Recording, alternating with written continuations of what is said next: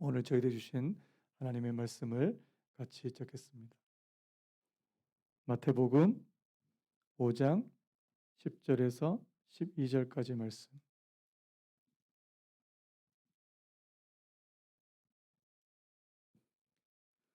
마태복음 5장 10절에서 12절까지 말씀을 우리 짧으니까요. 우리 한 목소리로 함께 읽도록 하겠습니다. 마태복음 5장 10절에서 12절까지 같이 읽겠습니다. 시작. 의를 위하여 박해를 받은 자는 복이 있나니 천국이 그들의 것임이라. 나로 말미암아 너희를 욕하고 박해하고 거짓으로 너희를 거슬러 모든 악한 말을 할 때에는 너희에게 복이 있나니 기뻐하고 즐거워하라. 하늘에서 너희의 상이 큼이라. 너희 전에 있던 선지자들도 이같이 박해하였느니라. 아멘. 오늘 말씀의 제목을 한번 따라 보시겠습니까? 핍박은 축복이다. 핍박은 축복이다. 한번 더요. 핍박은 축복이다. 핍박은 축복이다. 예, 오늘부터 우리 주일 예배 이 시간에 우리 마태복음 5장에서 7장까지 나오는 그 주님의 산상수훈의 말씀. 저희가 이제 원래는 수요 기도회 때 이 마태복음 말씀을 살펴봤는데 이 수요일 날 같이 봤던 이 마태복음을 주일 예배로 옮기게 됐고요. 그리고 이번 주 수요 기도회 때부터는 우리 잠언 강해로 그렇게 시작을 하려고 합니다. 제가 그 책을 한 권 좀 우연하게 읽게 됐는데요. 혹시 보여주실 수 있는지 모르겠습니다. 예수님의 진심이라는 책이 있습니다. 이게 산상수훈을 아주 이렇게 현대적으로 재미있게 풀어놓은 그런 책인데 이 예수님의 진심이라는 책에 이런 내용이 있습니다. 이 책을 쓰신 이 목사님인데요. 자기 이제 중고등학생인 것 같습니다. 이 마태복음 5장에서 7장까지 말씀을 자신이 가르치는 학생들과 함께 읽고 이렇게 질문했다고 합니다. 한번 들어보시겠습니까? 예수님은 우리가 실제로 이 명령대로 살기를 바라실까요? 그렇다고 생각된다면 손을 들어보세요. 이 산상수훈을 다 읽히고 예수님이 진짜 이대로 살기를 원하실까? 그렇게 생각되면 한번 손 들어봐라. 이렇게 했는데 아무도 손을 안 들더라는 겁니다. 그래서 이 목사님이 약간 충격을 받아서 그 이유를 물어보니까 어떤 학생이 이렇게 대답하는 겁니다. 아마도 지킬 수 없기 때문 아닐까요? 실제로 그렇게 살 수 있는 사람은 세상에 없어요. 뭐 이렇게 대답하더라는 거죠.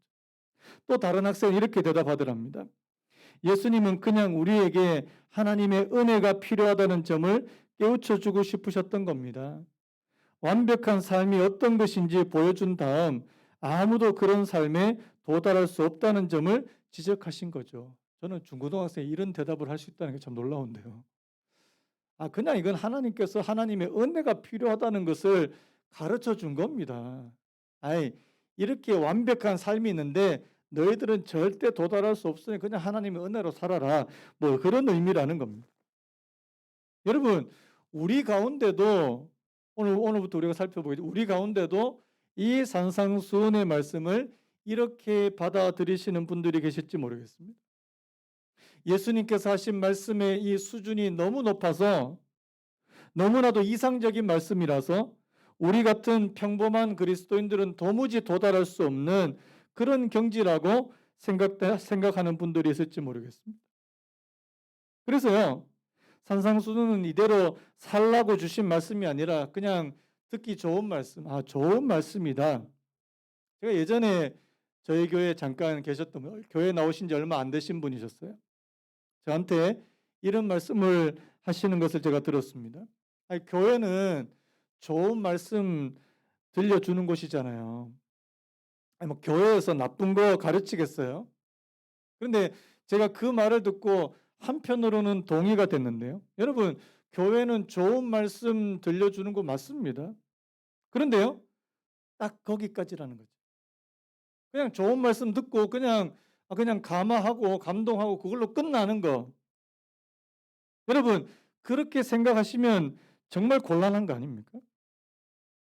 여러분, 그 말씀이 나의 삶과는 내가 살아가는 것과는 별로 상관이 없더라는 겁니다.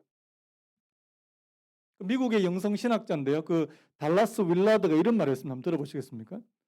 현대 그리스도인들에게 가장 뚜렷하게 나타나는 일반적인 현상은 예수 그리스도의 분명한 가르침에 대한 이해와 순종이 자신의 삶의 진정 중요한 요소라는 확고한 의식이 없다는 점입니다. 뿐만 아니라 그것이 삶의 본질이라는 생각은 아예 없다는 사실이다. 그런 순종은 불가능한 것으로 여겨지고 있을 뿐이다. 똑같은 말하고 있어요. 이것은 불가능한 일이다. 우리가 예수님께서 말씀하신 이대로 어떻게 살 수 있느냐? 여러분, 자연인 우리는 그렇게 살 수 없어요. 하나님을 알지 못하는 우리는 그렇게 살 수 없어요.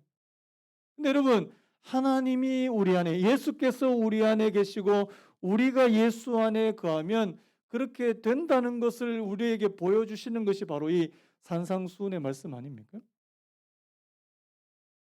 과연 주님께서 우리가 절대로 순종하지 못하는 그런 말씀을 우리에게 전해주신 것인가? 저는 절대 그렇게 생각하지 않습니다.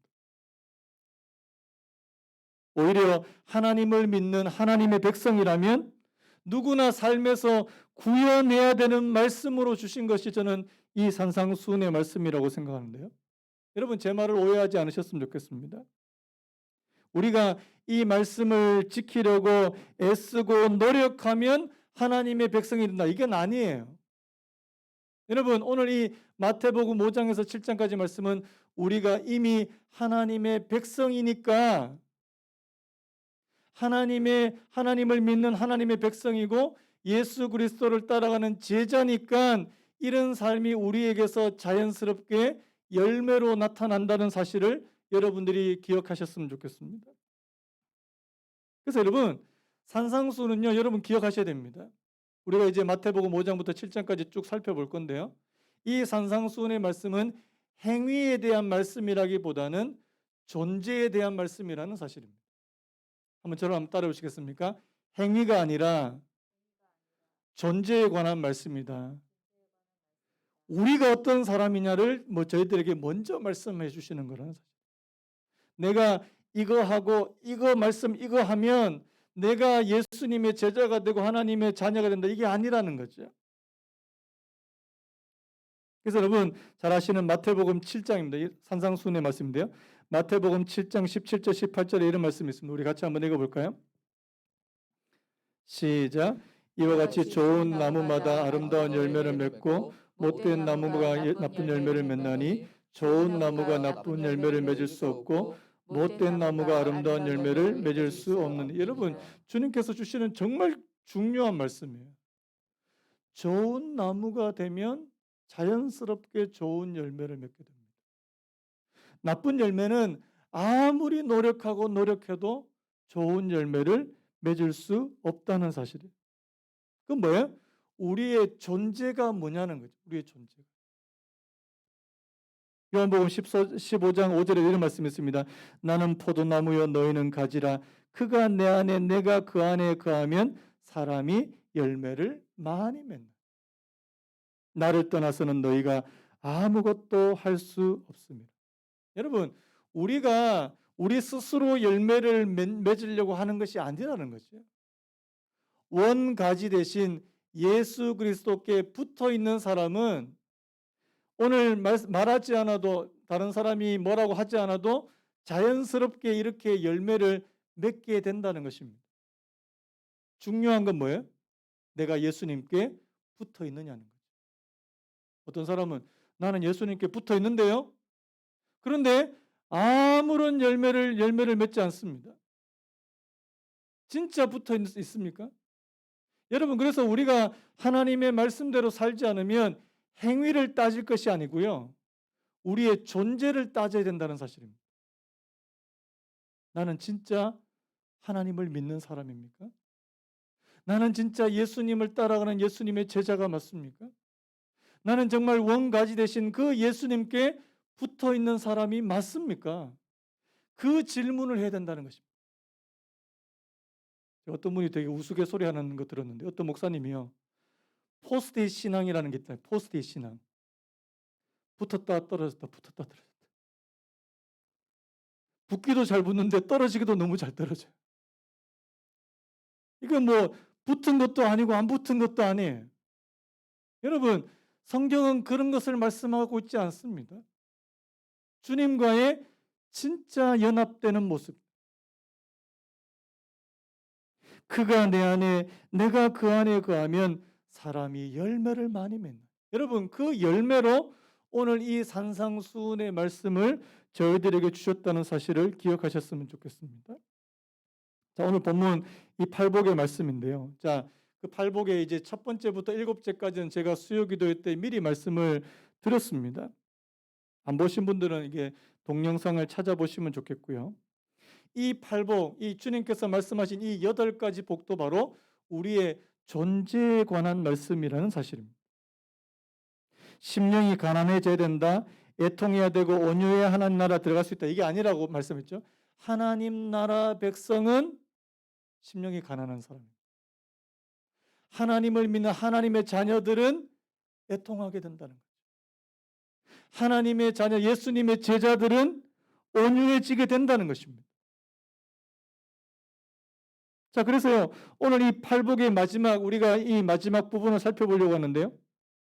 의를 위해서 박해를 받는 자가 복이 있다고 그렇게 말씀합니다. 여러분, 제가 팔복을 앞에서 설명하면서 그런 말씀을 많이 드렸는데요. 다 역설이에요, 역설. 여러분, 주님께서 하신 말씀 가운데 이 역설의 진리를 포함하고 있는 것이 얼마나 많은지 모릅니다. 여러분, 세상적인 관점에서 보면 복이 하나도 아닙니다. 심령이 가난한 사람이 뭐 그렇게 크게 복이 있는 겁니까? 날마다 눈물을 흘리고 온유하고 의에 줄이고 목마른 사람이 뭐 그렇게 복이 있냐고요. 여러분, 주님께서 말씀하시는 복은 세상에서 말씀하는 복과는 너무나도 다르다는 사실입니다. 이 뭐예요? 가치 체계를 뒤엎는 것입니다. 세상은 힘이 있고 부와 명예가 있는 것을 복이 있다고 말하고요. 제가 어느 자료를 찾아보니까 우리나라는 전통적으로 이 오복 5가지 복을 중요하게 생각했는데요. 첫 번째가 장수입니다. 두 번째가 부귀영화. 세 번째가 강령, 평안함을 말하죠. 네 번째, 남에게 선한 영향력을 행사하는 것. 다섯 번째, 임종, 마지막 죽을 때 임종을 평안히 맞는 것. 이걸 5가지를 이걸 복이라고 그렇게 여겼다고 그렇게 말하더라고요. 또 헬라 문화권, 이 그리스 문화권에 보니까 훌륭한 자식을 두는 것. 그리고 두 번째, 물질적으로 부유한 것. 세 번째, 지혜가 특출난 것. 이게 복되다고 그렇게 여기더라는 겁니다. 여러분, 이런 우리나라의 전통 문화나 그리고 아니면 헬라 문화화에서 말하는 그 복과 오늘 주님께서 말씀하시는 이 복은 너무 다른 거 아닙니까? 그래서 여러분, 오늘 우리가 예수님을 믿고 따라가는, 그래서 우리의 가치 체계와 그리고 세상에서 말씀하시는 가치 체계는 충돌될 수밖에 없다는 사실입니다. 여러분, 이 충돌이 바로 이 박해를 일으킬 수밖에 없다는 거예요. 존 스토트 목사님 이런 말씀하셨는데요. 박해는 간단히 말해 양립할 수 없는 2가지 체계의 충돌이다. 다시 한번 읽어드릴까요? 박해는 간단히 말해 양립할 수 없는 2가지 체계의 충돌. 여러분, 왜 박해, 왜 핍박이 일어날 수밖에 없느냐? 우리가 살아가는 삶의 방식과 가치 체계와 가치관이 다르고요. 세상 예수님을 알지 못하는 사람들이 살아가는 가치 체계와 삶의 방식이 너무나도 다르기 때문에 거기서 충돌이 일어나기 때문에요. 그 충돌이 바로 이 박해라고 말씀하고 있다는 사실입니다. 여러분, 이게 다르지 않으면, 같으면 박해가 일어나지 않는다는 겁니다. 여러분, 우리가 세상 사람들처럼 똑같이 살아가면 우리가 욕을 먹을 이유가 하나도 없다는 사실입니다. 특별히요, 오늘 말씀 보니까 이 박해를 말하는데 그냥 박해를 말하지 않고 의를 위해서 박해를 당하는 자, 의를 위해서 핍박받는 자가 복이 있다고 말해요. 여기 이 의라고 하는 단어도 참 정의하기 어려운 단어입니다.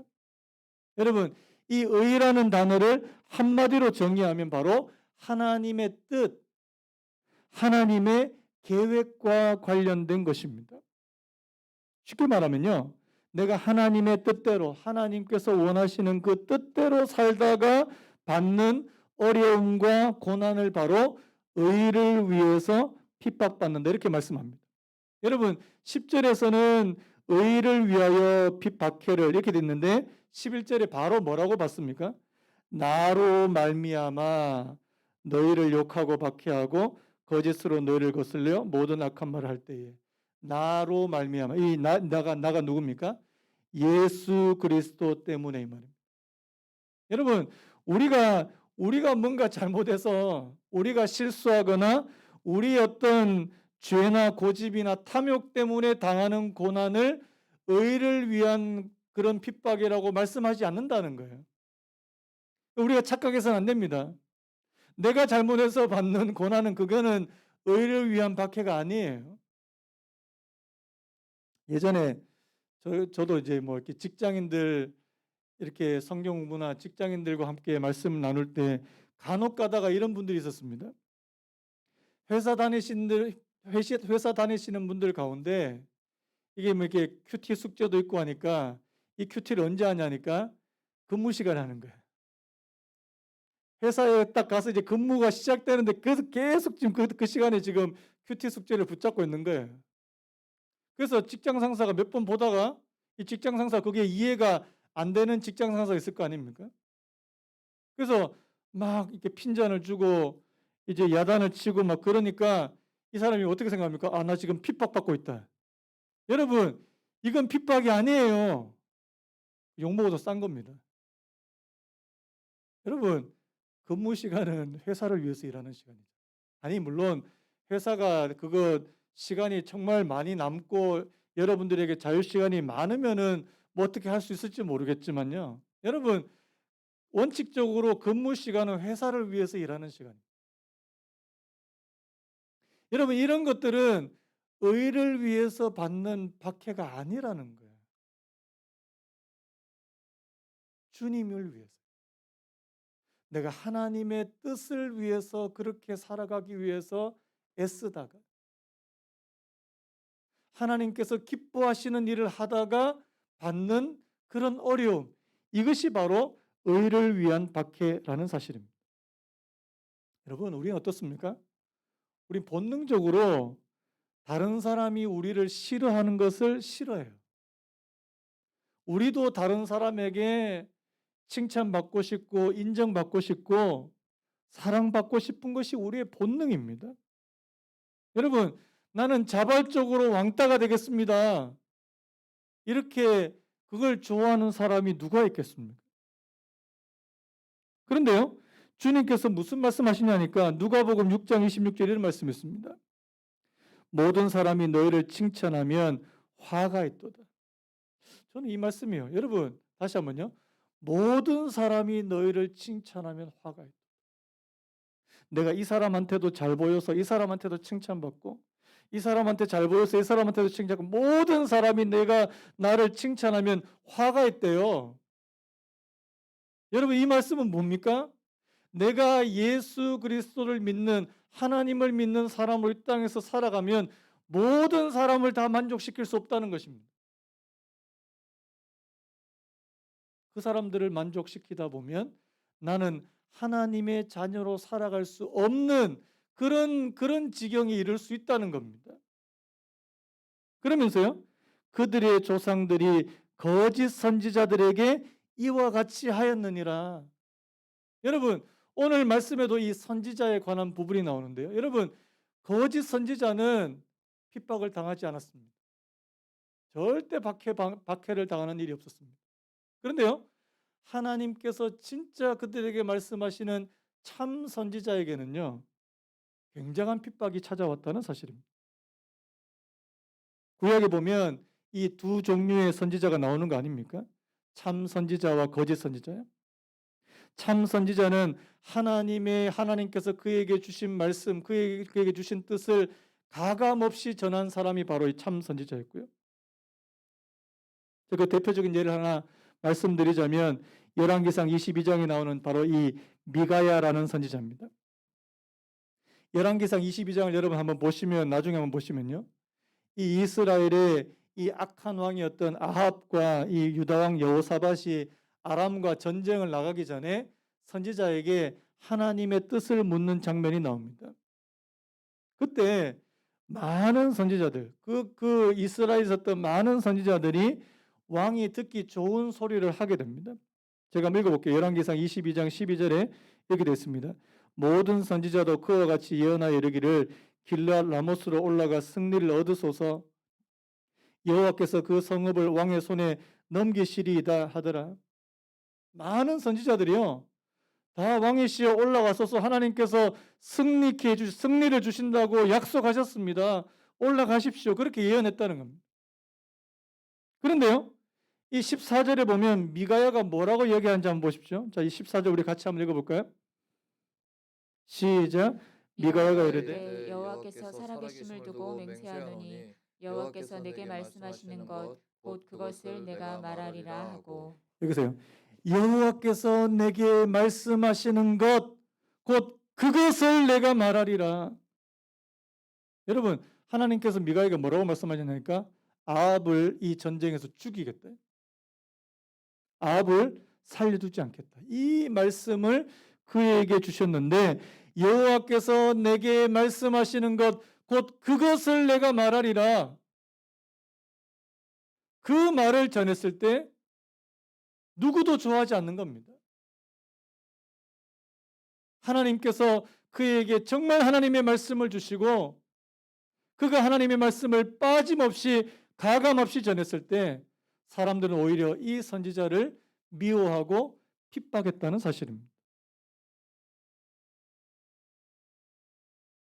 그래서 여러분, 오늘 저와 여러분들이 하나님의 뜻을 이야기하고 하나님의 말씀을 이야기할 때 여러분, 모든 사람들이 나를 좋아할 것이다 기대해서는 안 된다는 사실.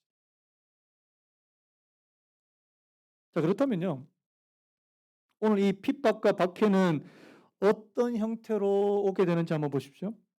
자, 우리가 보통 박해하면은 사람을 옥에다 가두고 고문하고 심지어는 뭐 죽게 하는 그런 것만 생각하는데 여러분, 오늘 이 11절에 보면 박해가 어떤 형태로 오는지 어떤 형태로 온다고 말씀합니까? 주로 말로, 언어로 온다는 것을 우리에게 좀 말씀해 주고 있습니다. 11절 볼까요? 나로 말미암아 너희를 욕하고 박해하고 거짓으로 너희를 거슬러 모든 악한 말을 할 때에는 너희에게 복이 있는. 자, 여러분, 여기서 이 욕하고 물론 중간에 박해하고 이 행위가 들어있지만요, 그 다음에요, 거짓으로 너희를 거슬러 모든 악한 말을 할 때, 여러분, 이 박해는 주로 어떤 형태로 많이 오냐니까 악한 말로 우리를 물리적으로 우리의 육체를 때리거나 우리를 감금시키는 그런 것만 박해가 아니고요, 우리를 비난하고 욕하고 중상하는 이런 악한 말로 우리에게 우리를 핍박하고 우리를 힘들게 만들더라는 사실입니다. 여러분 잘 아시는 시편 42편 3절에 이런 말씀이 있습니다. 사람들이 종일 내게 하는 말이 네 하나님이 어디 있느냐 하오니 내 눈물이 주야로 내 음식이 되었도다. 시편 42편에 보면 그렇지 않아도 이 시편 저자가 하나님을 간절히 찾을 수밖에 없는 절박한 사정이 있는데요, 옆에 있는 사람들이 뭐라고 말합니까? 도대체 네가 믿는 하나님 어디 있냐고. 도대체 네가 믿는 하나님 어디 있냐고. 너는 맨날 하나님이 살아계시다 하는데 너는 맨날 왜 그 모양이냐고. 예전에 제가 한 어떤 분이요, 하나님을 안 믿는데 좀 부유한 집안에서 자랐는데 남편과 결혼해가지고 이제 신앙을 갖게 된 겁니다. 그런데 자기 다른 형제들은 다 부유하게 살아요. 엄청 떵떵거리고 삽니다. 그런데 자기 집만 초라한 거예요. 여러분, 하나님을 모르는 그 형제들, 자기 언니, 자기 오빠들이 뭐라고 얘기하는지 압니까? 너는 예수 믿는다고 하면서 왜 맨날 그 모양 그 꼴로 사냐? 너는 왜 맨날 그 모양 그 꼴로 사냐? 여러분, 이게 박해라는 거예요. 이 말을 듣고 얼마나 상심이 되겠습니까? 여러분, 우리가 물론 하나님을 믿는다고 해서 뭐 다 부자 되는 거 아닙니다. 그런데요, 하나님께서 오늘 그 사람을 통해서 이 악한 말로, 내 하나님이 어디 있느냐? 여러분, 우리도 이 땅에 살면서 이런 말을 들을 수 있는 그런 경우가 얼마나 많은지 모릅니다. 내 하나님이 어디 있느냐? 그때 마음이 상하고 하나님 앞에 기도하지 않을 수 없는 그런 상황이 찾아온다는 사실입니다. 그런데 여러분, 그렇다면 우리가 한번 이런 질문을 할 수 있겠죠. 하나님, 그러면 하나님께서 핍박과 박해를 허락하시는 이유가 뭡니까? 이 핍박과 박해가 하는 역할은 도대체 뭡니까? 오늘 말씀에 보면 두 가지 이 역할을 우리가 볼 수 있습니다. 오늘 본문을 통해서. 첫 번째가 뭐냐니까 바로 우리가 참된 그리스도임을 증명하는 도구가 됩니다. 한번 따라 보시겠습니까? 우리가 참된 그리스도임을 증명하는 도구가 된다. 자, 이런 말을 제가 어느 목사님 책에 이런 글이 있어서 그대로 적어왔는데요. 가짜 신자들도 예수님을 따라 감람산까지는 갈 수 있다. 그러나 갈보리까지는 갈 수 없다. 여러분, 이게 무슨 의미인지 아시겠습니까? 가짜 신자들도 예수님을 따라 감람산까지는 갈 수. 감람산에 예수님 기도하러 가셨잖아요. 근데 여러분, 갈보리는 뭡니까? 예수님이 십자가에 달려 돌아가시고. 갈보리까지는 못 가더라. 왜요? 알곡과 가라지를 구별할 수 있는 그 길이 바로 이 박해의 상황이라는 것입니다. 진정한 믿음 없이는 이 핍박과 박해를 견딜 수 없다는 거죠. 우리가 진정으로 예수 그리스도를 위해 또는 하나님의 뜻과 계획을 인해서 사람들로부터 핍박과 박해를 받는다면, 우리가 잘못해서 받는 거 말고요, 주님으로 인해서 진짜 내가 박해를 받은 적이 있다면 나는 진짜 그리스도인임이 확실하다는 사실입니다. 오늘 10절이 바로 그런 말이에요. 10절이요. 의를 위하여 박해를 받은 자는 복이 있나니 천국이 그들의 것입니다. 여러분, 이 말씀을 제가 좀 풀이를 하면 이렇습니다. 네가 의를 위해서 박해받은 사람이 맞습니까? 천국은 확실히 당신의 것입니다. 천국은 확실히 당신의 것입니다. 앞에서 제가 팔복이 이 존재에 관한 말씀이라고 말씀드렸는데요. 하나님을 믿는 천국 백성이라면 누구든지 핍박과 박해를 받는다는 것입니다. 또한 이런 핍박과 박해를 피해서는 안 된다는 것입니다. 우리는 비방과 반대를 피하기 위해서 때로는 진실을 말하는 것을 꺼리기도 하고요. 그래서 적당하게 타협하기도 하고요. 여러분, 우리가 적당하게 신앙생활하면 핍박받을 일 없어요. 저도요, 그냥 적당하게 그냥 성도님들 비위나 잘 맞추고 그렇게 목회하면 저도 별로 핍박받을 일 없습니다. 근데 제가 뭔가 하나님의 말씀대로 제대로 뭔가 목회를 하려고 그러면 많은 반대가 있을 거라는 생각이 들어요. 솔직하게 이렇게 고백해 볼까요? 아직까지 저에게 충만한 용기가 잘 생기지 않을 때가 있습니다.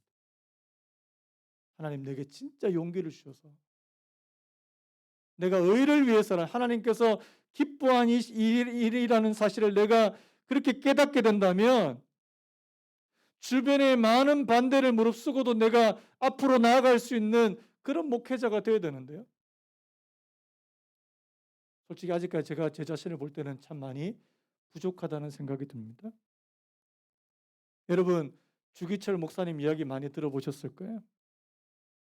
일제강점기 때 수많은 신자들과 목회자들이 천황에게 절을 했습니다.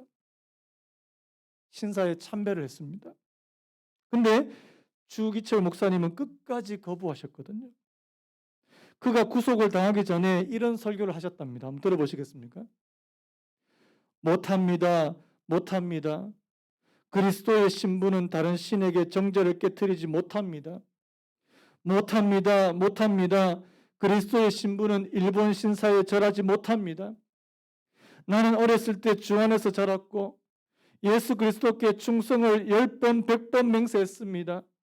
드리리이다 이 목숨 하나만이라도 주님께 드리리이다. 저는 이 설교 문구를 보면서 막 울컥울컥 하는데요.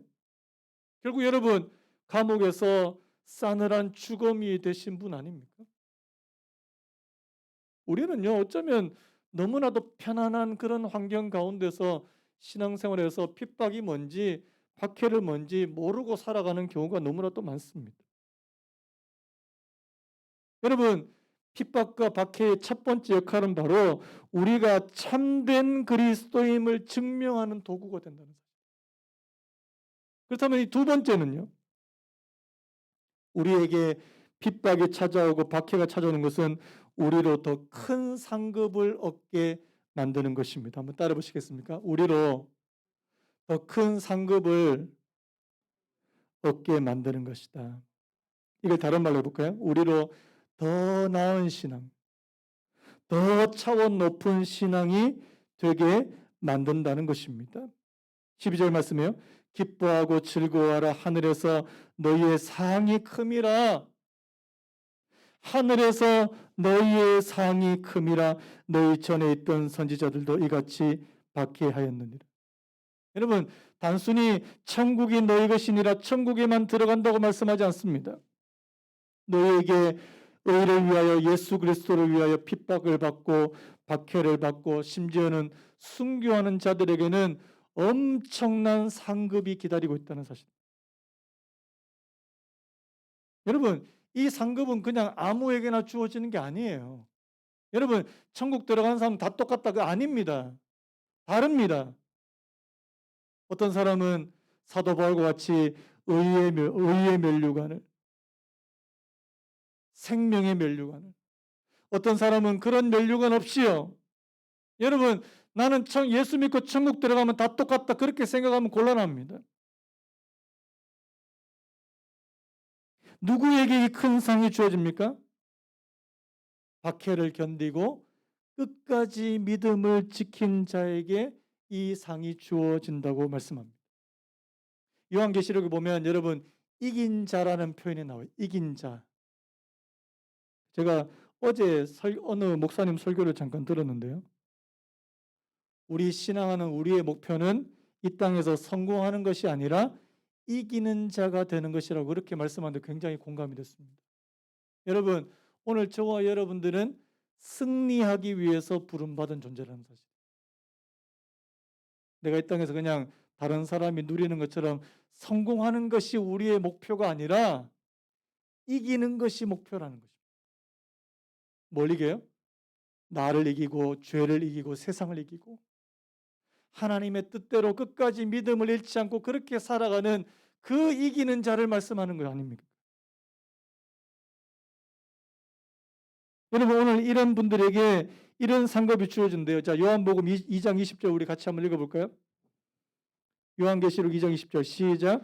너는 장차 받을 고난을 두려워하지 말라. 볼지어다 마귀가 장차 너희 가운데서 몇 사람을 오게 던져 시험을 받게 하리니 너희가 10일 동안 환난을 받으리라.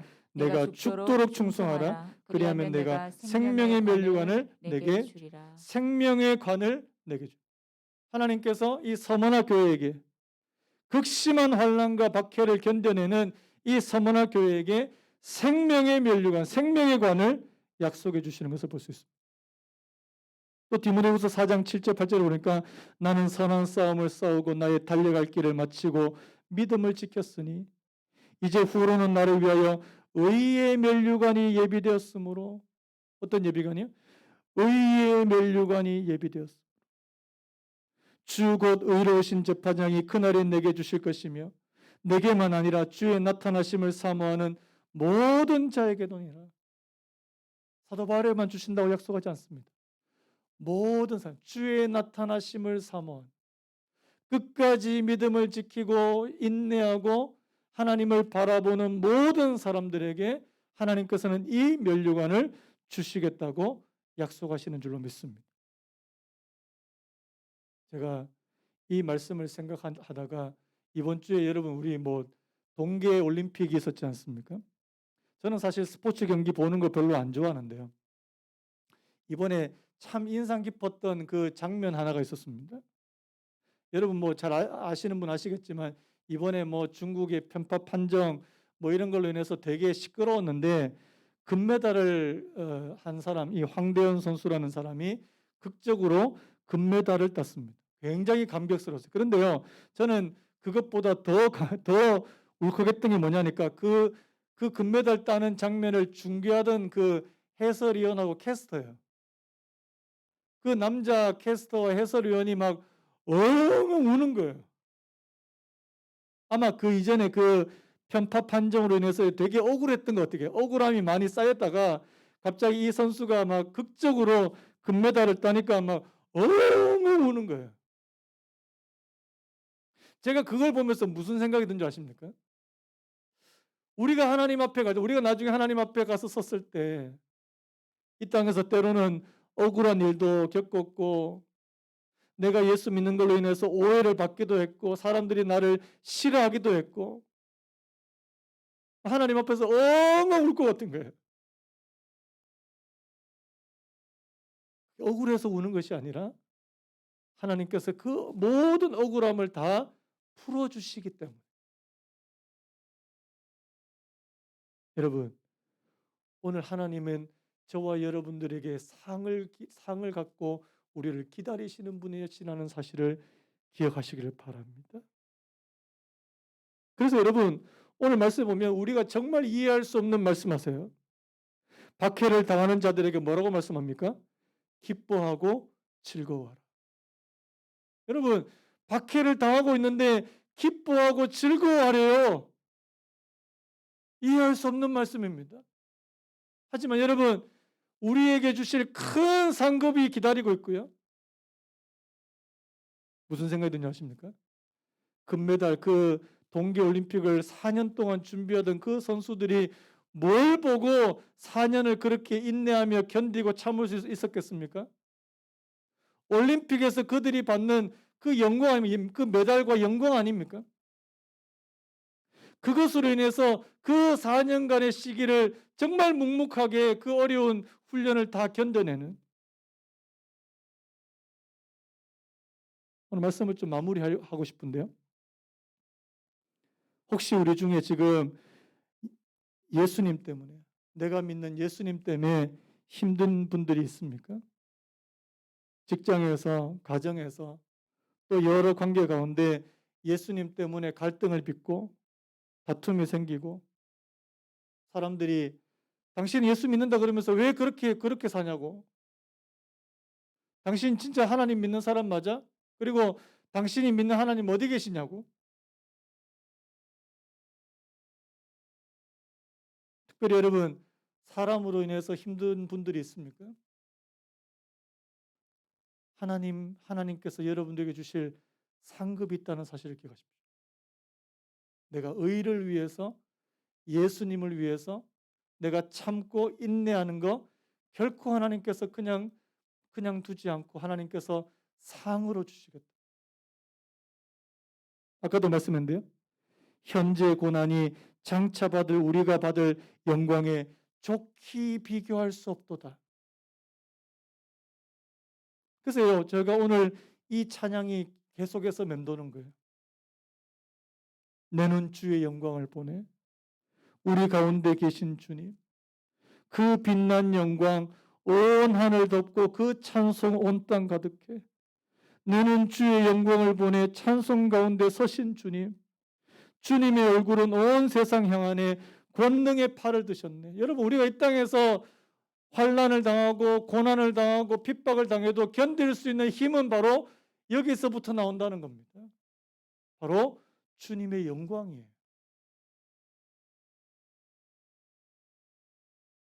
주의 영광 이곳에 가득해 우린 선에 주님과 함께 찬양하며 우린 전진하리 모든 열방 주 볼 때 지금 또 코로나라서 지금 교회가 또 많이 또 위축이 되어 있고 그런 가운데 여러분 우리가 진짜 바라봐야 되고 우리가 구해야 될 것은 바로 하나님의 영광입니다.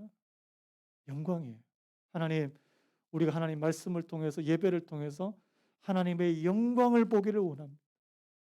하나님이 살아계시다는 분명한 증거. 그리고 우리를 위해서 상급을 예비하고 계신다는 그 증거. 주님이 우리를 기억하고 계신다는 그 증거. 하나님, 오늘 그 주님을 바라보는 저와 여러분 되시기를 예수님의 이름으로 축복합니다. 우리 찬양 부르고 같이 기도했으면 좋겠는데요. 내 눈 주의 영광을 보내 우리 가운데 계신 주님, 그 빛난 영광 온 하늘 덮고 그 찬송 온 땅 가득해. 오늘 말씀과 오늘 이 찬양의 가사를 생각하시면서 우리 하나님 앞에 한번 올려드리고 오늘 예배를 마무리했으면 좋겠습니다. 내 눈 주의 영광을 보내 내 눈 주의 영광을 보내 우리 가운데 계신 주님 그 빛난 영광 온 하늘 덮고 그 찬송 온 땅 가득해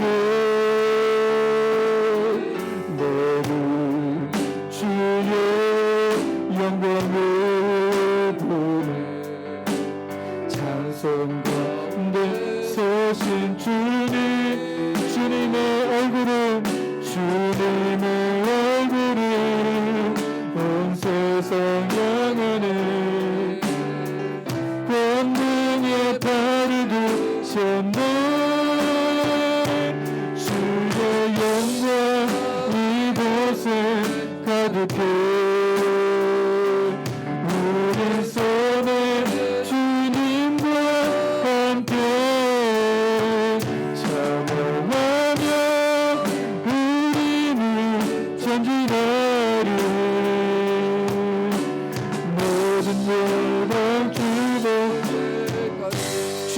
이곳에 같이 주의 영광 이곳에 가득해